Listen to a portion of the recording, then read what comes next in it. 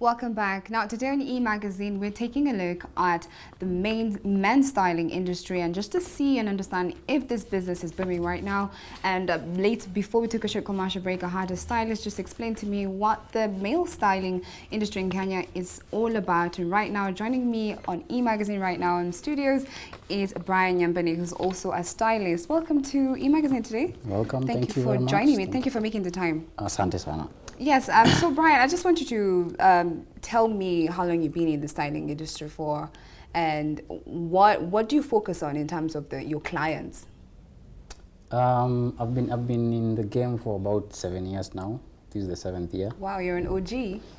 No, there are people who came before me. There are people who are like 20 years into the business. Wow, okay. Yeah, men stylist.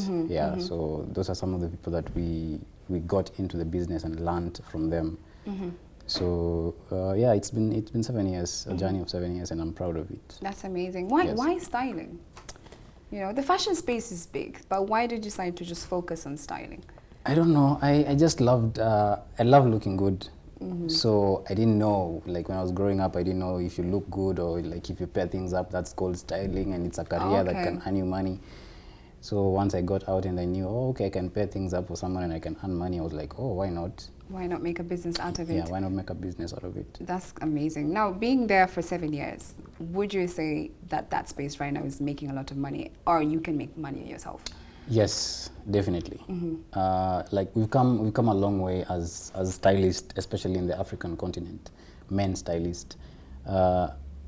Women started, like women are the first people who got into styling before men. And they're still dominant right now. Yes, they are still, but apparently for the past, I think for the past 10 years, men have overtaken women in the styling world. So I'm proud of my fellow stylists, men stylists, and yeah, it's as I say, it's something that I would die for. You'll die for. Wow, that's so beautiful. Yeah. So you know, I wanted you to explain for me a bit. I know there's a thin line between image consulting and styling. Do you play both roles, or none? I play both. Okay. Yes. Like right now, I would say there are a lot of people out here, celebrities, corporate world, people who've embraced fashion. They want to be styled. Okay. For events, maybe video shoot, photo shoots, TVCs. So that market is wide open. Okay. And for the image consulting, it's not that open according to the styling one. All right. Yes, because most people love how they look and what they wear, and so it's hard. A problem with it. It's hard for them to it's hard to convince someone to tell someone, oh, you should change your look. They'll be like, no, why are you telling me that? I can imagine. I wouldn't be very happy with someone telling me such a thing. But it's good to have a stylist. It's the best thing if you want to look good, look fly for events, for TV. Someone like you. Am I doing a good job so far? Yeah, looking fly and all that. Oh, thank you. It's a simple standard look. Yeah, I like simple. Yes. Now that you mentioned that, you know, that market is open for styling, there are a lot of people like celebrities and corporate events. Do you think we're in a space right now where people actually see the value in looking good? Because is this saying that success comes sometimes with how you dress? Do you think there's some truth behind that? Yes, as I said, we've come a long way. Before, people never appreciated styling.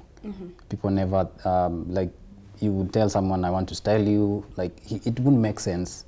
But right now, if you style someone and that person looks fly or looks awesome, just fabulous, they will pass your credit to someone, to friends. It's true. So it's become a way that people are now embracing styling as a career. Yeah. And yeah, there's money in it, and I don't know what else You've said enough, don't worry about that. Yeah. So as someone like you, you've been in the space for quite a while now, so you understand it very well. Yeah. What can a stylist make, let's say, in a year? Just give me a rough number. A stylist, not me, but it also depends on the number of clients you have. Okay. Yeah. So the more work you've done, like in the past, it sells now. So if you did a lot in the past, it's selling now, and maybe now you have more clients than any other stylist. Okay. So I cannot compare an upcoming stylist and somebody who's been there in 5 years. Yeah. But you haven't told me how much. I feel like you're going Again, around. no, again, I would say, like, again, it depends it depends what on you're the number of focusing on. clients you have. But if you have like a good number of clients, it can make you millions. Millions. Yes. So you aim to have how many clients, for example, in a month? Because it's not like every celebrity goes for an event or there's always a corporate event every month. So roughly in a month, how many clients can you try to have or get? Me or just like the styling? In general, you could just tell me about you. In a month, maybe 5. 5. Yes. That's a good number. Yeah. That's actually a great number. Yeah.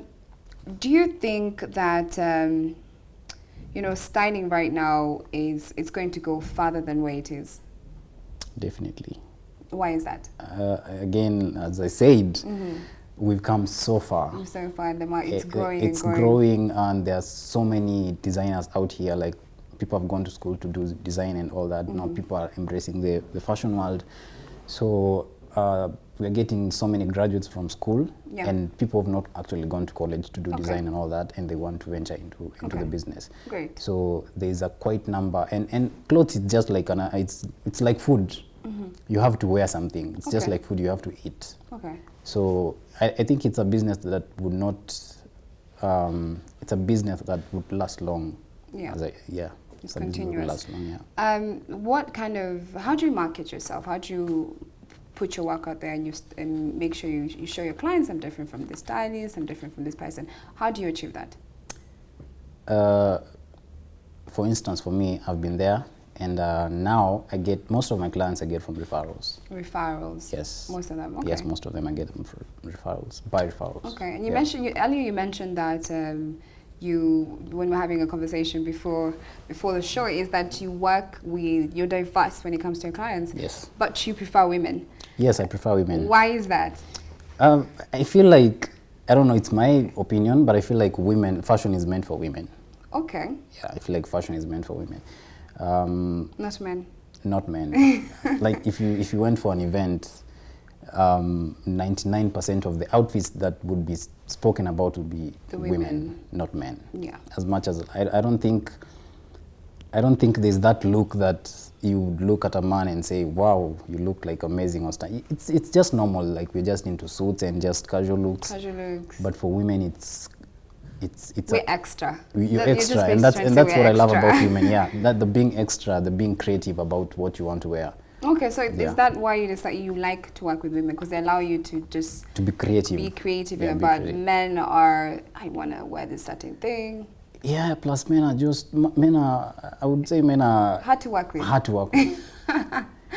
But there's some who embrace, like some men celebrities that I know that I've worked with. I know that there are some who embrace the fashion world. Okay. And certain artists have shown their level of growth in the music industry because of how they look or how they dress. Like, I feel like Otile Brown dresses nicely at times. No, he dresses nice. Okay, my opinion. But also, I just want you to tell me about the people you've worked with and how that has been so far. Like, the experience you've gained from that, has it made you a better stylist? Yes, it's made me a better stylist. I've worked with, I've been blessed enough to work with international artists. Oh, that's amazing. National, like locally, I've worked with, I think, like 60 or 70% of the artists that we have in Kenya, women and men. And then also international, I've worked with people from Nigeria, I've worked with people from South Africa, Tanzania, Uganda. Mm-hmm. Yeah. And that's all referrals? Yeah, those referrals. So do you think networking in this space is an important factor? As a stylist, it's important to network in order to get those clients that you have right now? It's definitely the key to get your clients. If you can't network, because when we started, when I started, that's when like social media was all about, it was a buzz and everything was on social media, but we didn't get to market ourselves that much then, like the stylists that are coming up and marketing themselves right now. So networking is the best thing, like going for events, just doing, like if you do a good job, definitely that client is going to refer you to someone else. Okay. So yeah, networking it's key. It's key to everything. To getting clients. Now, what exactly makes a good male stylist like you?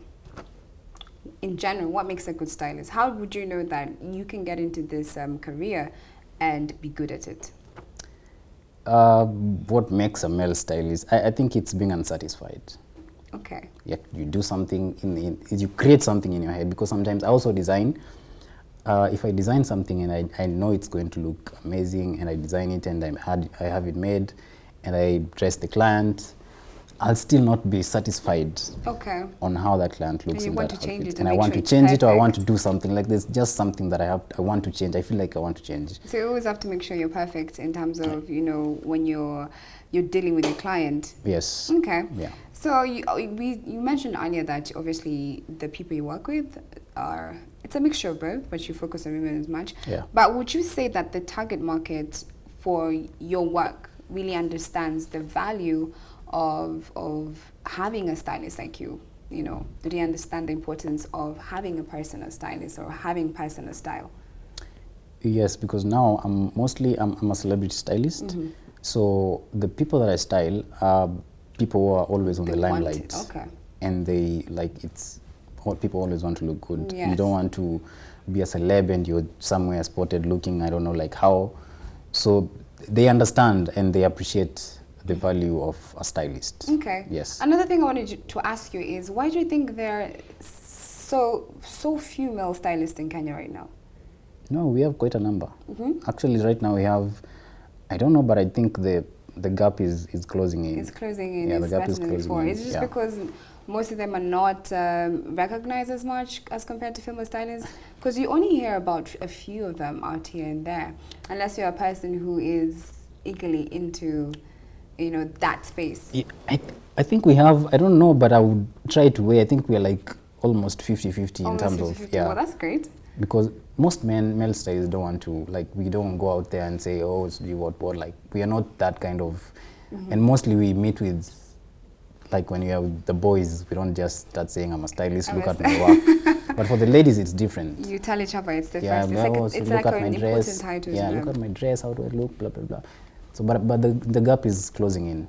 Yeah, and we have quite a number of stylists. I actually think I know more male stylists than female. That's amazing. Now, I just want to wrap our conversation by just asking you, because I mentioned throughout our conversation, I think styling for you, it's something you enjoy so much, very much. It's something you love, it's your passion, it's your career. It's my career, but I always wanted to be a pilot. Really? Yeah. Wow. I always wanted to be a pilot. You can do both. You can be a stylist pilot.